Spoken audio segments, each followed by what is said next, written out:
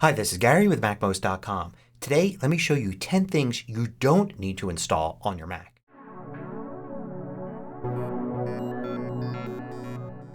MacMost is brought to you thanks to a great group of more than 750 supporters. Go to MacMost.com/Patreon. There you could read more about the Patreon campaign, join us, and get exclusive content and course discounts. So if you just got a new Mac or you've had a Mac for a while, you may run into somebody that tells you, here's some software you absolutely have to install on your Mac. It's the missing software, the stuff Apple doesn't include. You can't possibly use your Mac without these. most of the time when people say this, it's just not true. Matter of fact, you can look online and see tons of articles that list software that you must have on your Mac. And you don't need those. I use my Mac all day long. I create these videos. I research these videos. I write books. I make apps. I make websites. I maintain websites. I do all the normal stuff people do. I organize my photos, edit my photos, work on little projects, play games, everything. I'm definitely a Mac super user. And I'm telling you that there's no piece of software that you need to get. And a lot of the things people recommend, most people don't need at all. I think the biggest example of this is a window management tool. So the idea is that managing windows on your Mac can be a little hard, right? Let's say you want to have this window up here in the upper left. You want to have this one down here. And then you want to have this one fill up the rest of the space.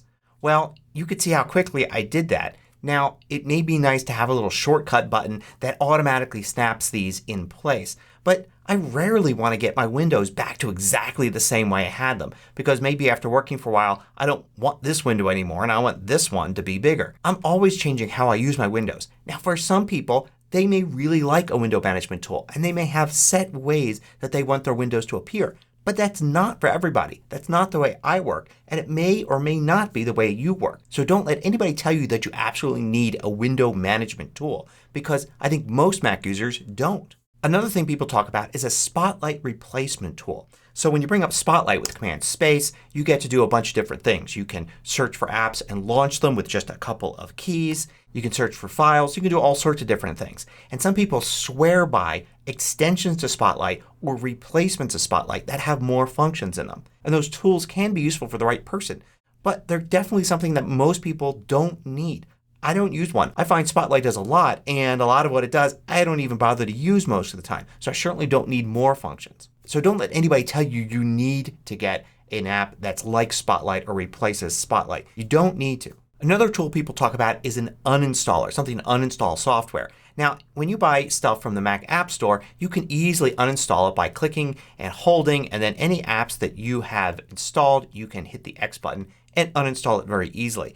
But people will say, well, that's not good enough. I want to uninstall preference files and things like that. But in most cases you don't. Those files are tiny and there are tons of tiny files on your Mac that you probably don't need. And if you're installing so many third-party apps from outside of the Mac App Store that don't have an official way to uninstall, well, then you probably have bigger problems than an uninstaller. Because even I rarely install more than a handful of new apps every month.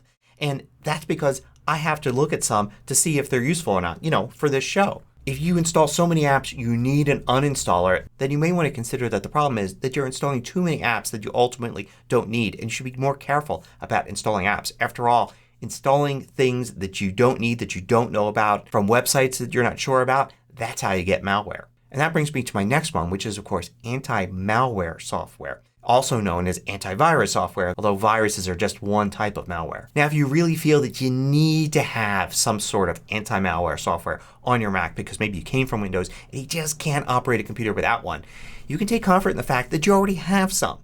Apple doesn't like to talk about it much, but macOS comes with a set of 3 features that comprise an anti-malware tool. Gatekeeper, XProtect, and the Malware Removal Tool, or MRT. These are built into the system and they protect it from malware just like an anti-malware tool. You just don't see them. They work invisibly in the background. So now you can relax knowing that you do actually have something on your Mac. You don't need to install a third-party app. And third-party apps really aren't needed as long as you take care in what you download and don't just download anything that you find on the internet without researching it first. And there could be a downside too, as often I hear from people who have slow Macs and it turns out that it's a malware tool that is actually slowing down the Mac.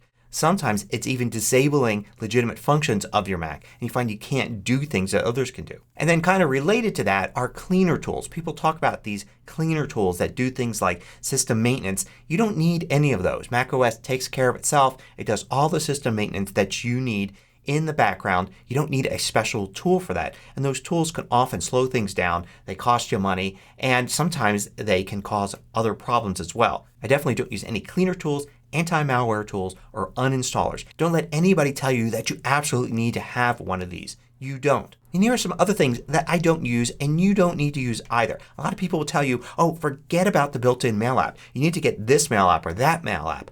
I get tons of email. Email is a big part of my day. It's the main way I communicate with other people. And I just use the built-in mail app. It works fine. Is it the best mail app ever? No. But it works fine. I don't need any other app. And if I don't need any other mail app, most people out there certainly don't need any other mail app. Another thing most people certainly don't need is something to replace the Reminders app, some sort of to-do list app. There are a ton of great ones out there and a lot of people use them in really interesting ways. But for most Mac users, the Reminders app that comes with your Mac works just fine. In fact, it's what I use. I don't use one of those other tools. I find them to be a little cumbersome and overly complex and maybe specializing in something that doesn't quite fit with the way I work. So I just use the regular Reminders tool just to keep lists of things, to-do lists and also ideas lists.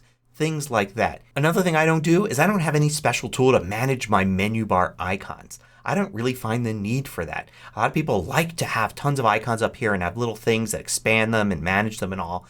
I just simply turn off the ones that I don't need and I never seem to have a problem. Most Mac users don't need anything special here, yet there are those that insist that you have to get one of these or your Mac is unusable in some way. Another thing I don't use is some sort of text expansion tool. I've used those in the past and they're really cool. But most Mac users don't need one. If you need some text expansion, you can use the built-in system function in System Preferences keyboard under Text and you could set text replacements here. This gets you basic text replacement. Now sure, some tools can do a lot more than that, but most Mac users don't need them. Yet people still insist that it's some sort of tool that you need to get on your Mac. And another one I hear recommended all the time for first-time Mac users is to get something called Homebrew. And I get people asking me about it. What is Homebrew? What does it do? Well, 99% of Mac users don't need Homebrew. It basically adds all sorts of really cool tools that you can use in Terminal and in your system, but they're best for coders, IT professionals, system administrators, people like that. Most people do not need Homebrew or don't need to worry about what it is. But yet I still find Homebrew listed a lot of times in things that you must get when you get a new Mac. Now I know this video is going to upset some people. Maybe I've listed something that you absolutely think is necessary and you can't live without. And that's fine on an individual basis. The problem I have is with telling people that you must get this even when you don't even know what that person does with their Mac. They could be a writer, they could be a coder, they could be a photographer. You don't know what they use their Mac for, yet online people jump in with these suggestions when somebody says they got a new Mac. And also keep in mind, I listed 10 things here. Statistically, one of these 10 things might be something that you use and really like, but realize that somebody else may not have a need for that at all, but may really need one of the other 10 things. So while this is a list of things that you don't need on your Mac, it's also kind of a list of some things that you may want to look at and see whether or not it could be useful to you.